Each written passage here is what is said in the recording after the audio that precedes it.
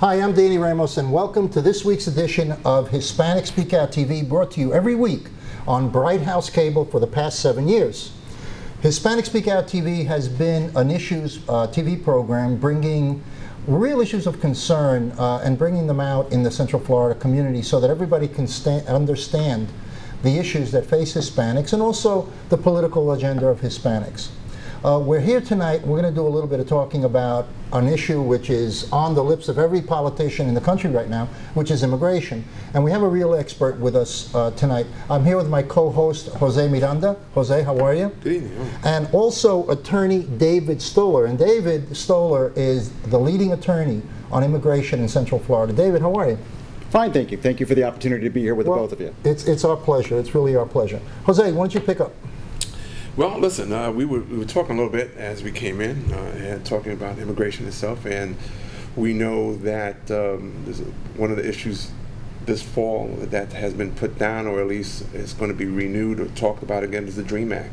How does that work for the immigration issues? Well, I think the DREAM Act is a really good concept, actually a Republican concept at the beginning from what I understand.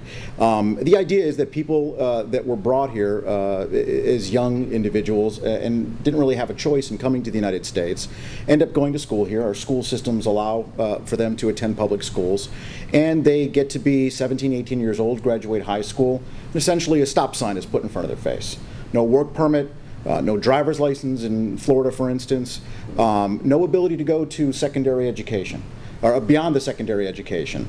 And so what happens is that the DREAM Act would put in place, and there's been various incarnations of this, but puts in place a system by which folks would be able to register with the Department of Homeland Security and essentially work their way to becoming permanent residents of the United States, either by providing military service or some other type of community service, so that they could earn themselves the right to be here, to be documented, and to continue on with an education that oftentimes is stopped abruptly when they graduate from high school because the university simply won't let them go anymore. Mm. We are in a place now where we have at least 4 states that have severe restrictive immigration laws, and trying to follow suit of Arizona, with basically papers, please for everything. So how do you feel as an attorney in working in immigration? Is this a fair concept? Well, I mean, the idea, and I think the federal government's approach to this, is that immigration is a federal issue. And what the states have tried to do is the states have tried to put themselves in the situation of enforcing those laws.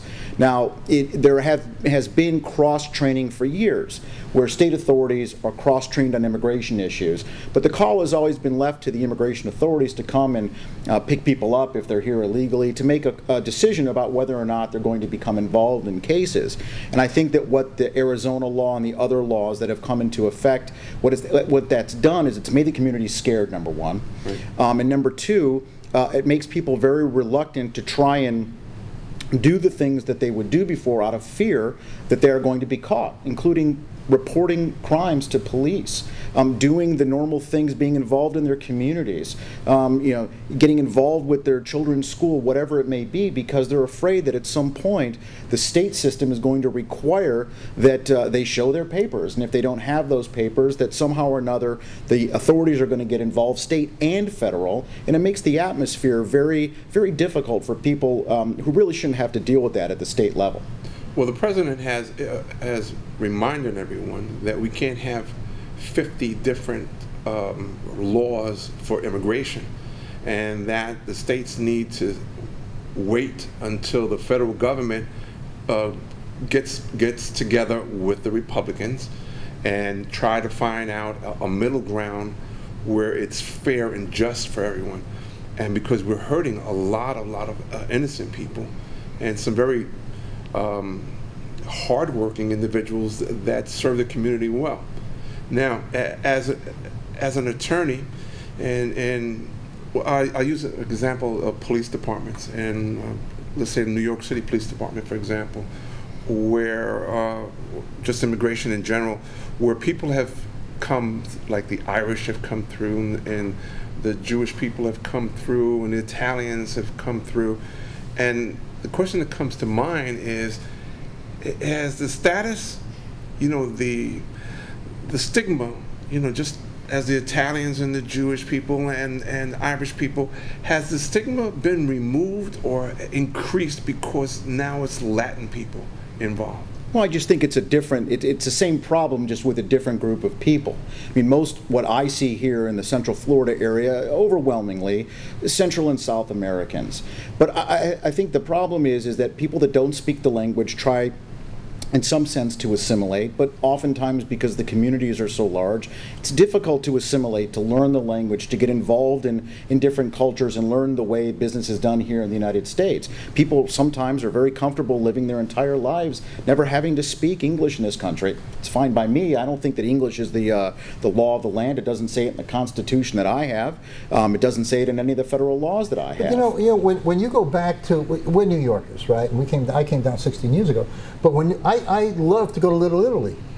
And when I went into Little Italy, when I was young, everybody spoke Italian. Mm-hmm. The main language in Little Italy is Italian. When you go into Chinatown, Chinatown, New York, yeah, it's Chinese. It's a foreign language. They use a foreign language because you're right. They do come into clusters, and they're in that comfort zone.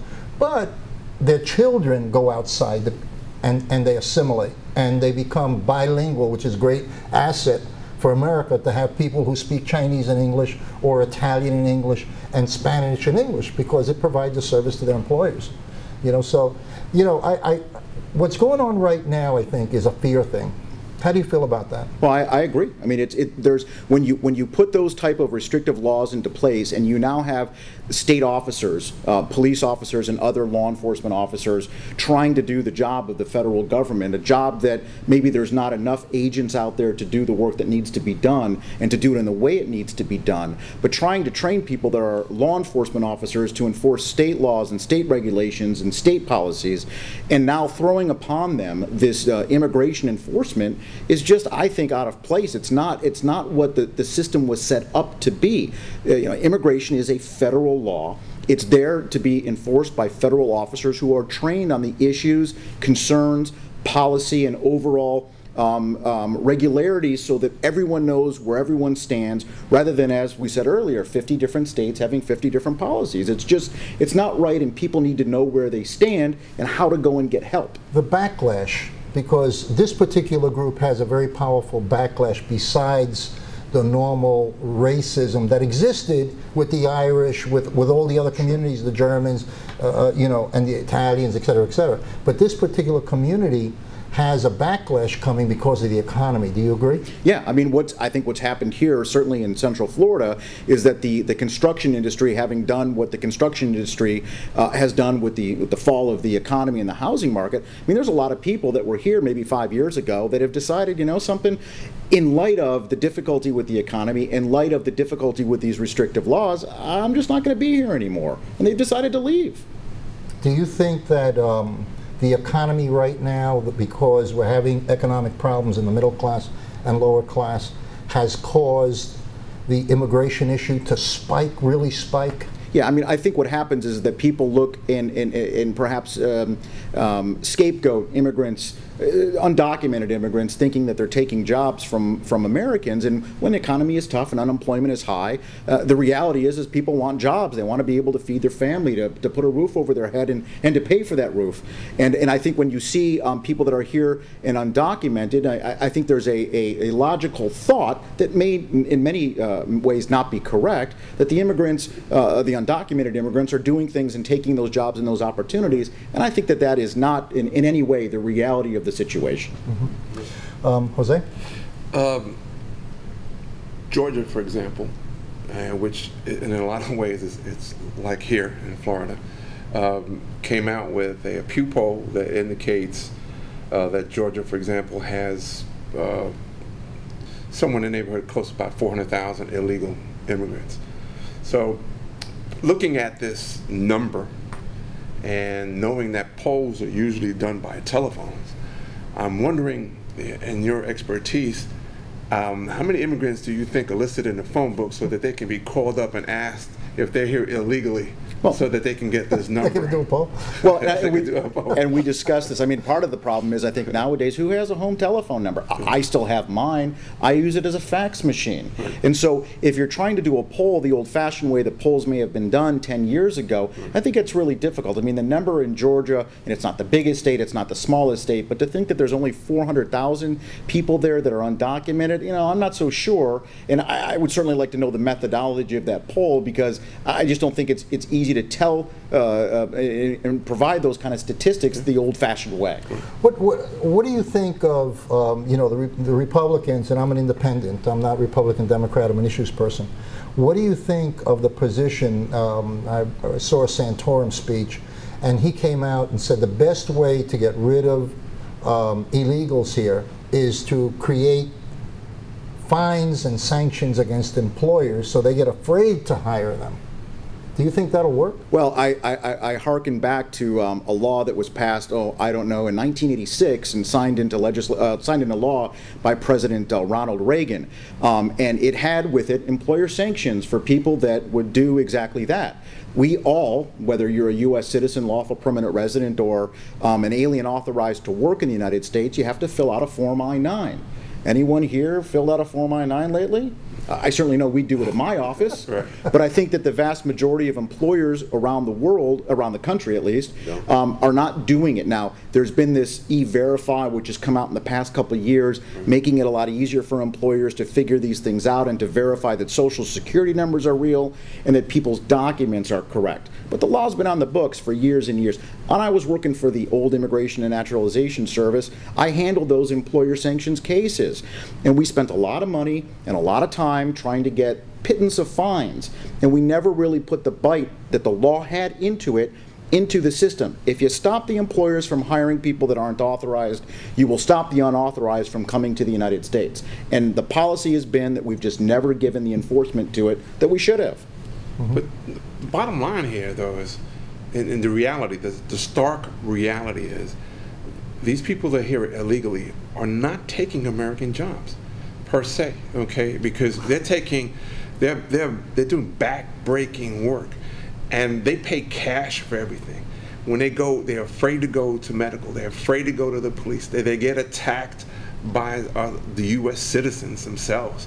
And they have to endure all these things at the same time, try to put their kids to our standards so that their children and they themselves can adapt to being Americans. So in essence, we're just, as you pointed out earlier, this is a scapegoating issue as a way to justify the economy the way it is, and that's not the real deal. Yeah, I mean, I agree. I mean, there's a lot of work that folks that are from immigrant communities will do gladly with a smile on their face that oftentimes Americans don't want to do. I mean, I would hate to think how much a salad would cost to eat if we didn't have immigrants that work those kind of jobs, back-breaking and very hard, to try and pick the fruits and vegetables and get them in the process. I know regular American citizens aren't going to go into fields and pick lettuce, and they're not going to pick oranges, and they're not going to pick tomatoes. That's just not going to happen. Agreed. You know, we ran out of time. We got a 15-minute, ran fast, but I want to bring you back. I want to continue the conversation. So you let us know when you can come back any Tuesday for a taping, and we'll be glad to have you, David. Be my pleasure. This is David Stoller. He is an immigration expert. His telephone number is on the bottom of the screen, the name of his law firm. If you have an immigration issue, if you have a question, call David directly and he can help you out. We're going to take a little break now, and we're going to go to our next issue. Danny Ramos on Hispanic Speak Out. We'll be back in a few seconds. Thank you. Hi, I'm Danny Ramos, and welcome back to Hispanic Speak Out, the only TV show covering Hispanic issues in Central Florida. Brought to you every week on Bright House Cable, Channel 49, Tuesdays, 9:30 p.m. We've been on the air for 9 years. We just had an interview with David Stoller, an immigration expert, and talking about immigration, I want everybody to know and get information on the Immigration Summit, which is coming up April 7th in the Sheraton Downtown Hotel. We're having an immigration summit. There's going to be 4 panels and keynote speakers in each panel, Q&As. It's going to be an educational experience for the pros and cons of immigration in the United States and how it affects Central Florida. Also, don't forget to get the Hispanic Achievers License Plate, which is now available in all the DMVs, the first Hispanic license plate in the nation, and all the money goes to help nonprofit organizations throughout the state of Florida. And we're here with Gloria Puerto. Gloria Puerto is a person who has become an expert in the homeless in Central Florida. She collects food, she delivers food to homeless people in the woods, and she also helps people who are living in cars. This is truly a community activist and a Christian person who has seen her calling is to help these people. Gloria, welcome.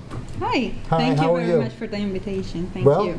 Okay, so last week Jose and I accompanied you into the woods in a neighborhood, which I was very surprised because we were walking through these very nice homes, and we went into the subdivision, which was all middle class, upper middle class, lovely, beautiful homes.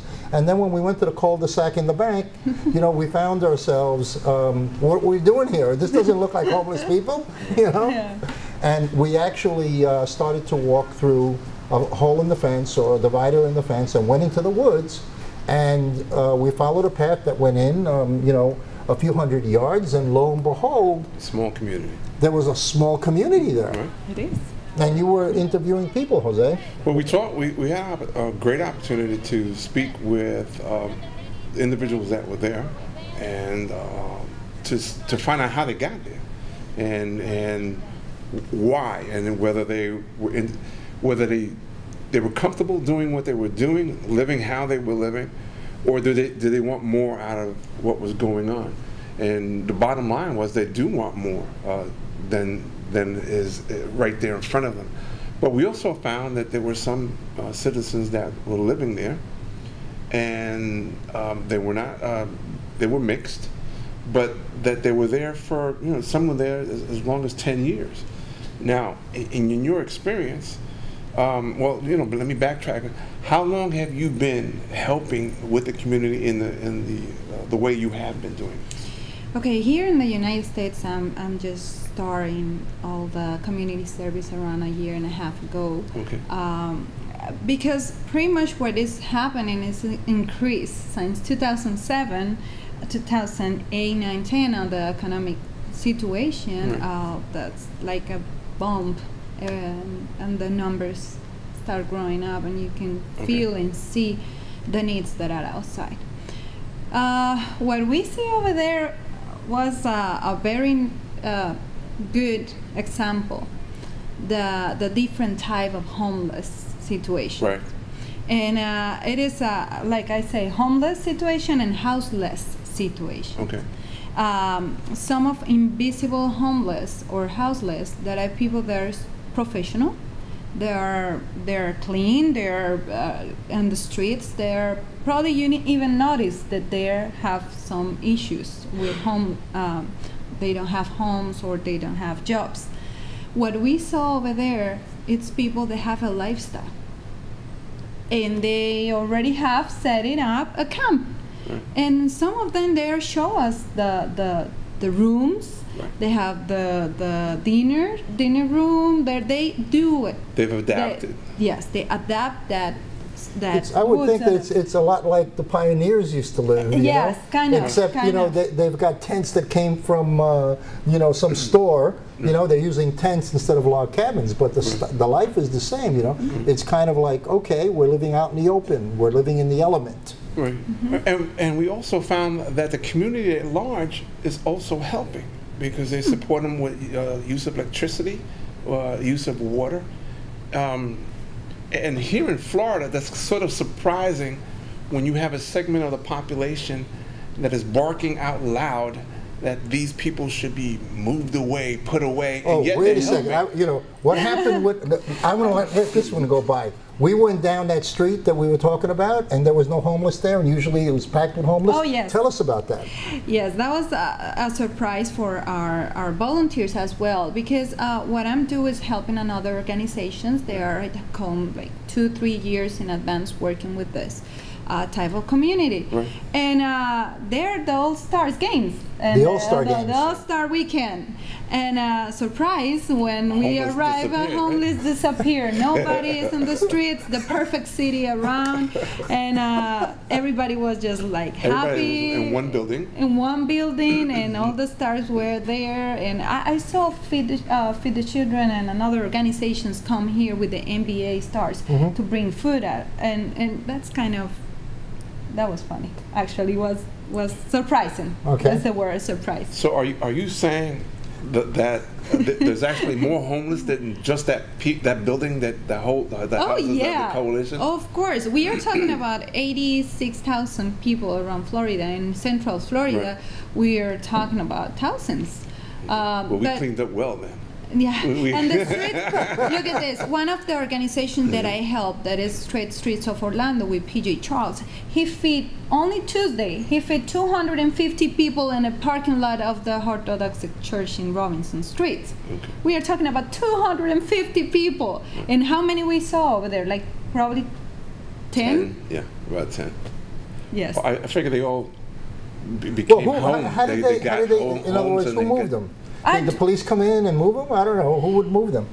I don't know how that works. Somebody must have swept the street or something, because was a that street miracle. looks better than my subdivision. It was a miracle. They're was all awesome. employed now, and they're all living in subsidized housing that the city provided. Yeah, So I think it's probably. great. You know what I'm saying? Oh my. So Well, tell me, how do you go about doing your job, which seems Well, it's not monumental? really a job. You don't have a job. It's volunteer, right? Yeah, it's volunteer. Well, it's still a job. It's still something she gets. Okay, up okay. and But I does. want to It's make my it clear time. that she's not being Oh yeah, paid no, for it. you're not getting No, paid no. for it, but No. it's difficult. How do you manage to get all these things done? I actually, it's a team. As a group of people that we are just get together and find out what the situation is, and we try to find out the help from outsiders. And we obviously bring some time and bring some effort to collect the donations and bring it to them. Right. But this is temporary help. Okay. This is something that, in my experience, we definitely have to work and develop programs to just break the cycle. Sure. And it's not only giving the fish, it's learning to fish. And we try to grow more, and my organization is try to put everything together, to create programs that help them, people that wants to come out. Okay. Wants to come out. What programs do you think the city of Florida, for example, the state of Florida, what do you think they need to do in order to reach these people to help them? Well, actually, the state have programs to like temporary shelters, and they have a lot of largest nonprofit organizations like Coalition of Homeless, of the Homeless in Orlando. They have Salvation Army. They have houses, transitional homes. They have shelters. They have programs for. But these are all temporary, aren't they? They're temporary. So what I think 30 that is days important, or something like that? they are transitional houses that they have the people for 12 months. Okay. But they have to pay. Well, how do they pay if they don't? If they're Well, to qualify for that programs, they have to they have something to prove income, some certain payments, Okay. weekly payments. So some of them try to just push them out of the street. So 6 a.m. everybody just wake up and move and try to find something and just come back if you want, and register at 4 p.m. and just come back. I think that what we have to do in the programs, like you say, is something that is transitional vocational. It is a coaching life. You need to relearn how to live on not only a community. What is behind of that stories? I mean, what happened with these people? Why they're just arrived on that and they are now in this situation? Right. We need to go more deep in that, just bring in clothing and food and probably a shelter for a night. Okay. We need to know what is going on, how we can just restore, re-educate, and we probably have a better future for that people, because some of them just go find a job, but 6 months later lay off and they come back again. So we need to find out the way to create programs to coach them. Right. What's the name of your coalition so our listeners know? Well, actually, it's a nonprofit organization. It's Feed and 45 Community Organization. Okay. And of course, we're going to have it up on the website, and it will be listed right below our logo here. Well, I want to go, we'll go back out on the street. We saw some footage here while we were talking over our voices of the camp that we went to. But I want to go back to downtown Orlando and, go there after hours, because it's like anything, out of sight, out of mind. Right. Everybody goes to work, and they see the nice side, and then at night it changes, and then in the morning it changes again. So what I'd like to do is go down, and you had mentioned that there are families living in cars with children, that they've actually had children, and you mentioned that there is instances where children actually, the family takes them to gas stations to wash up, get a little breakfast, and then send them off to school, but they wash up in the gas stations. Actually, the only meals that the children ate during the day is what they receive at schools. And this is a particular situation. Now are these, let me ask you, does the homeless situation encompass citizens also, U.S. citizens? Yeah. Okay, Yeah. I want to make sure that nobody thinks that this is another immigration issue, because we were just talking about immigration. And so they can say, oh, they're undocumented, aliens. You know what I mean? So this is U.S. citizens that are living like this. Yeah, and we have everybody. And, which points out that it's a question of the economy. Yeah, You know what I mean? It's the economy. These people are falling through Mitt Romney's safety net. Because he said he doesn't have to pay any attention to the poor because of the safety net. Well, there is no safety. The safety net has holes in it the size of a Volkswagen. And we know that community groups cannot keep up with the number of people that are in need. The churches can't do it. No matter how affluent they are or say they are, they still run into these same situations. Yeah. I found interesting that you were able to supply them with the necessities, things to wash with, the toothpaste, the soaps, and you were able to hand out these things, and it was so grateful to you. And that's really a blessing that you're able to do that. Like say, this is a team, and the community responds very well. And actually, another organization like Miles Help Through Christ, they are the people that just connect. This is like a net, and we just find out one place and we go over there, see what they need, and try to figure it out what we do. Yesterday we have a bless with all different type of homeless, like I say, professional, like totally different story, because they don't want to actually recognize that they have a homeless situation, but they are. And we have a blast in a program called Amore, that's Restoring Emotions Through the Art. So we find out kids and the homeless situation, that likes art, so we try to bring in to expose to artists, and we bring into the gallery. I mean, different type of programs and different type, and the community and the artists and the people around. Do you have a website? Yes. What is the website? It is www.feedand45.org. Okay. And do you have a phone number? Yes, 9761. Well, we'll put it on the bottom of the screen. So yes, I'm sorry. All right, so we'll put that up there for at least a minute so people can see it and write it down. Please. Thank you very much. Thank you. So why do you give, if you had to say 4 words on why you do this, why do you do it? Purpose of God. Purpose of God. Yes. Okay. This is Danny Ramos on Hispanic Speak Out TV. We'll see you every week here on Bright House Cable, Channel 49. We will see you next week. Thank you very much.